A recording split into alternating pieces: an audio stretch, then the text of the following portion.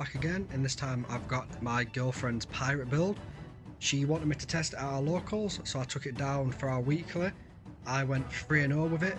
I got second place due to tiebreakers. Thank you, Adam, congratulations. So we're just going to get straight into it. It's not a fully optimised build because she builds for fun, not for competitive play, but I still managed to take it 3-0, so it's a very fun deck to play.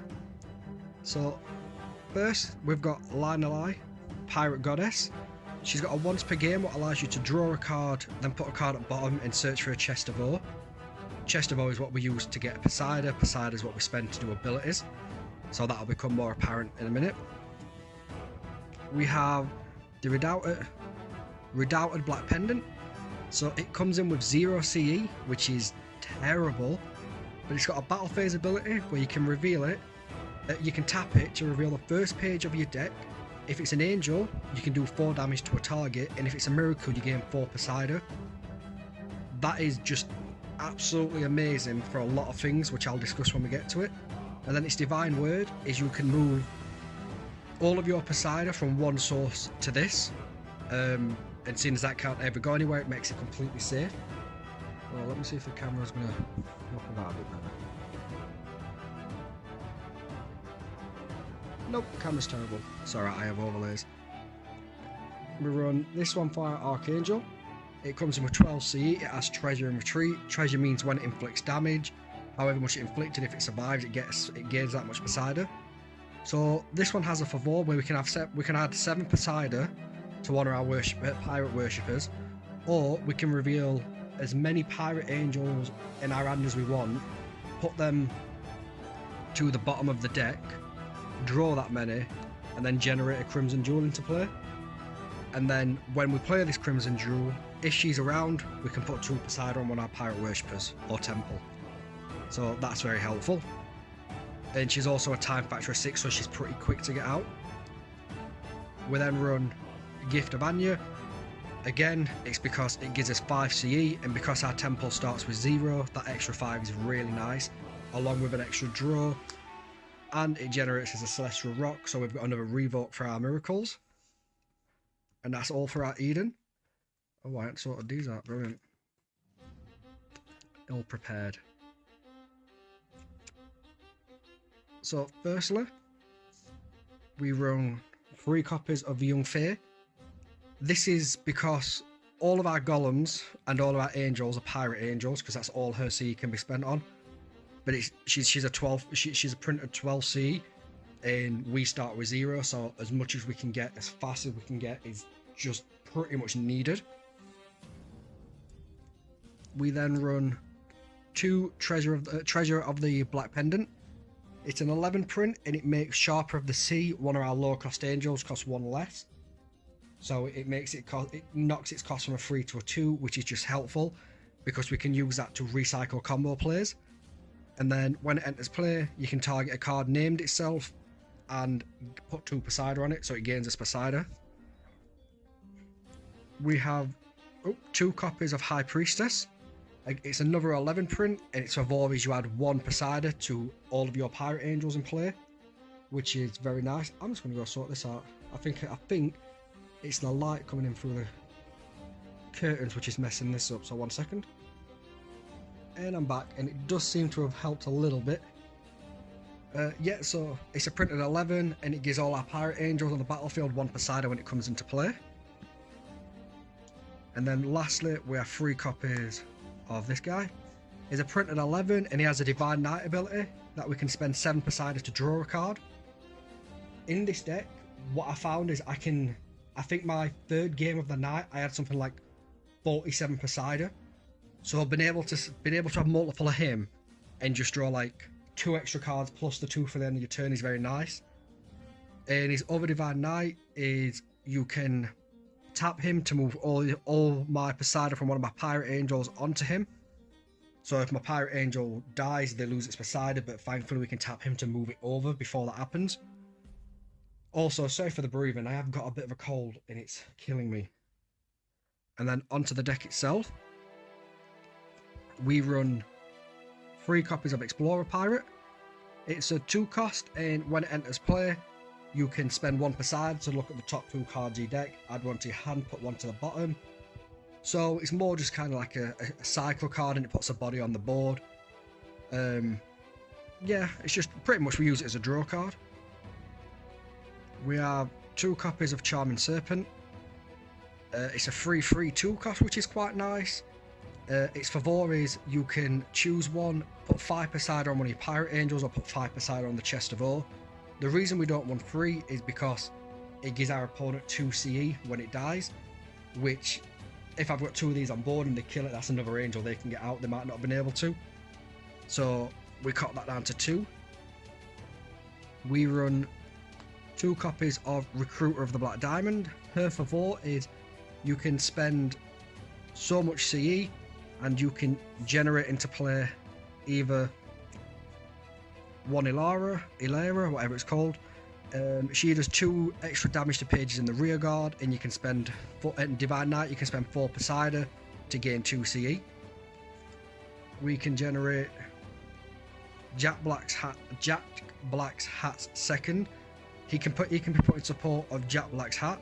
His favor is I can target one of my other angels and put 2 +1/+1 tokens on them.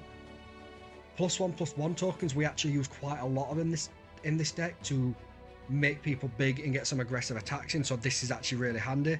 And then his Divine Knight is I can reveal a card from the top of my deck till I hit an angel and then add that to my hand, so it also adds on to the draws, which is really nice. And then lastly, it can generate into play Deck Hand of the Black Diamond. And his favor is if he's in ambush, he may attack the opposing deity even if there's one defender with a printed C cost of 6 or more in the rear guard. So the reason we don't run any of these cards and we just run this one is we can play this, and it's versatile because we can pick what we want to generate into play, which is really helpful based on the situation we're in. And that's that one. And then we have 2 Sharper of the Sea, which I am considering putting back up to 3 because my girlfriend had 3, she dropped it to 2. I think I might put it back up to 3. Her oath is to target 1 angel on the battlefield, and her favor is if the target of the oath has any tokens on it, you can put any number of those tokens from it to Sharper of the Sea and then put the target back into your hand. And she also comes into play with a +1/1 token on her. So that doesn't sound brilliant on the surface because it seems like you lose a card back to your hand, but it can recycle so many good combos and so many good cards. So I think what we're planning on doing is dropping one of this guy, what we run 3 of, to 2, and putting Sharper of the Sea back up to 3. This guy has Treasuring Gust, so I can play him in the opponent's turn. Any pirate what has a +1/1 token that would gain Poseidia gains 1 extra, and his favor is to just target an angel and give it a +1/1 token. He does have a second ability where a Black Diamond Pirate, if it's a Black Diamond Pirate I give the +1/1 token to, then its damage can't be prevented, but besides itself I think we run maybe 1 of a Black Diamond Pirate, so that part never comes in handy. We run 3 copies of Sylvanid Pirate because another big part of this deck is it's very, very destructive and disruptive. So it's a 3/3 cost 3, and its Divine Knight is you can spend X Poseidia to target an angel and just deal that much damage, which is really, really handy. So you just drop this in your second half of your Divine Word, move to your Divine Knight, and just destroy something on the field if you've got anything left. So it's very destructive. Then we run 3 copies of the Widow. It's a 2/2/4 cost, but it's got Storm. It can't be played during a battle phase, but its favor is you can spend 2 Poseidia and target 1 opposing angel that has destroyed a pirate angel this turn. Destroy them. So what I tend to do is when my opponent moves from Divine Word to Divine Knight, during that contemplation I'll storm this guy in to destroy one of their angels what's destroyed one of mine. And because they're moving to their Divine Knight, they can't then play another angel to replace the one they lost. Or my other trick, what I like to do is I like to throw one of my smaller, weaker guys into one of my opponent's big guys and basically have them kill themselves, and then I can storm this in outside my battle phase to kill their angel, because it still killed mine in battle, so it still makes this live, which is very nice. Then we have 3 copies of Cannon Master, which is utterly ridiculous of a card in my opinion. It's a 4-cost 3/4. It has treasure and collateral. Collateral means if he kills something and survives, or I don't think it's kill, if he deals damage to something and survives, he can then deal that much damage to another target in the same area of it. So like frontline or rearguard, for example. On top of that, if my temple deals a damage with its ability, I can inflict 1 damage to my opposing deity, and then during my Divine Knight, if I have a pirate deity, I can just inflict 1 damage to my opposing deity, to the opposing deity, and then when he's targeted as a defender, he inflicts 1 damage to whatever's attacking him. So essentially, your opponent has to attack over him with something more than 5 health to guarantee the kill, because if your opponent attacks into him, he deals a damage to them, and then you can tap this to potentially deal 4 damage to the target attacking it, and then this again will then trigger his ability to do a damage to the deity. So he can inflict a lot of damage just by existing on the field. It's very, very useful. Then we run 2 pirate aircrafts, which is a 2/2 4-cost with Storm. This was originally at 3, but we found it bricking a little bit. So what it does is, when your opponent attacks one of your cards, you can storm this in, reveal a card in your hand, choose the card what your opponent's attacking, and if the CE cost of the card you revealed is higher, you can pay the difference and swap places. So what that does is cancels the attack because the original target isn't there anymore, and the card what you replace it with will trigger its effects when it comes into play. So it's really handy. I've got a decent little combo with this, which I'll go through when we get to other cards.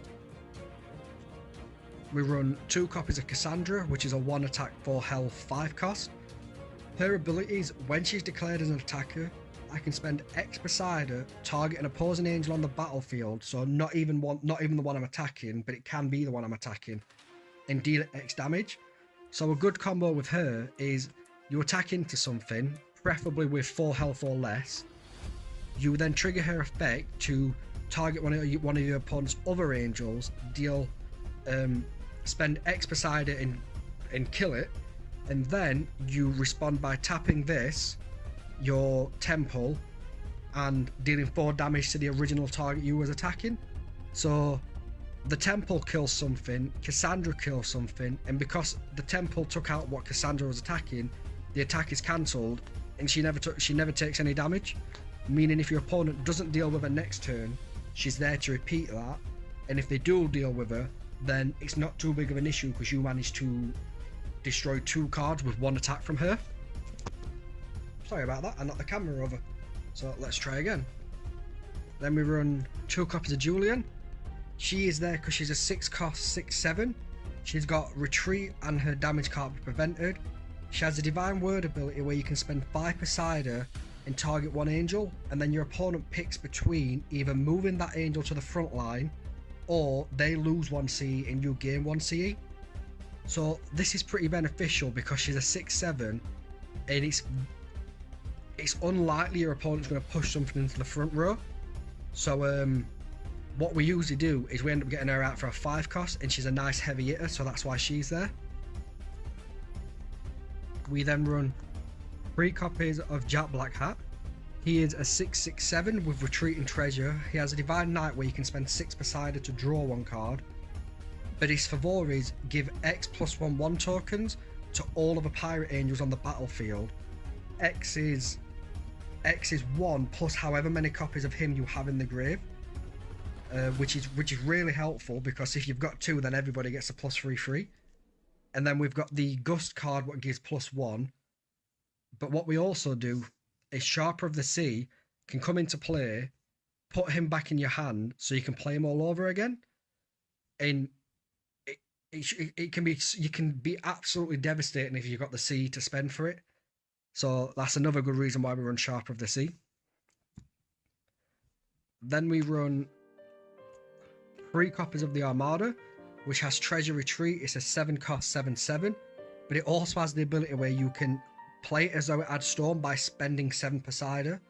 Then you can move all Poseidia from one of your sources to the chest of ore during the Divine Night.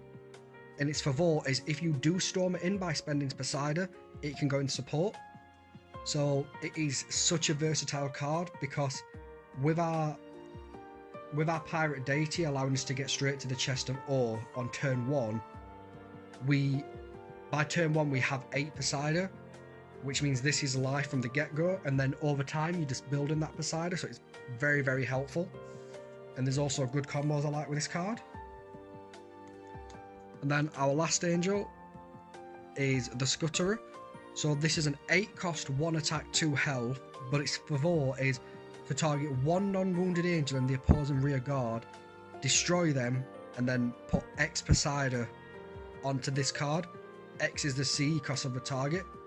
So what I like to do is I will storm in. I'll wait for my opponent to attack me directly. I'll storm in the Armada. They will then either have to cancel the attack or redirect it to the Armada. If they target the Armada, what I'll do is I'll storm in this, reveal the Scutterer, pay the 1 CE difference, put the Armada back in my hand ready to be stormed back in with Poseidia, put this guy out. This guy's favor will then allow me to destroy something what they've got in the back row and cancel the attack of the opponent's angel because the target's changed. And if they do have another copy, if they do have another card, sorry, to attack with, I've got the Armada to storm back in. And if I've saved a copy of them, I can just repeat the process, get a second one out, and I can just keep doing stuff like that. So there's a lot of disruptive power in this deck just during your opponent's turn. But that's it for the angels. Then we run 2 Teddy Teddy, or Teddy Teddy, however it's pronounced. That gives the bound angel +2 attack, and if you don't play it in Storm, you can draw a card and banish any card from anybody's purgatory. So it's a really good card. I like it for the draw. Then we play the Sparrow of the Captain.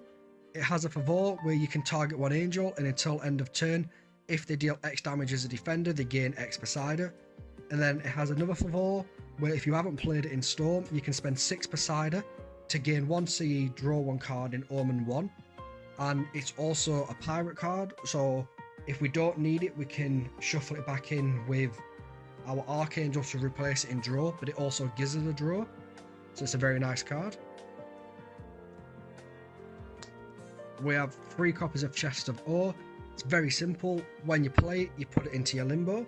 It gains 8 Poseidia plus 2 Poseidia for each other copy of Chest of Ore in your limbo, and that's it. It just gives us Poseidia, but we can get 1 copy of it turn 1, and then whenever we get the other copies, we get the other copies.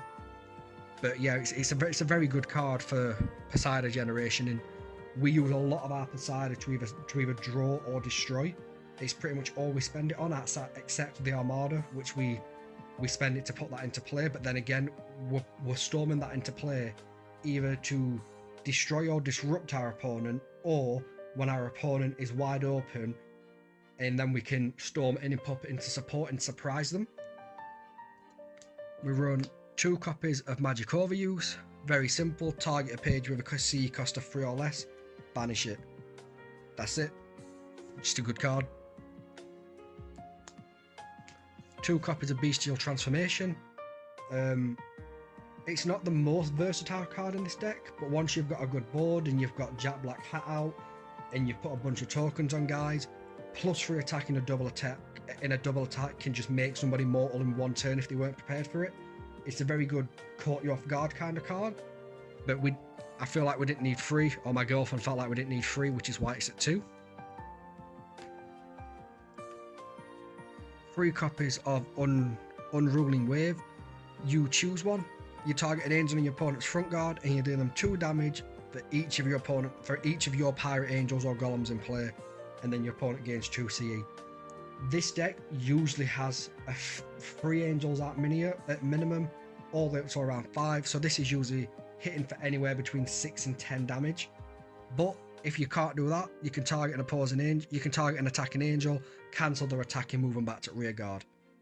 So even if you don't have the damage to kill them, you can cancel the attack and buy yourself a turn. But I usually only used it, well, I say I only used it.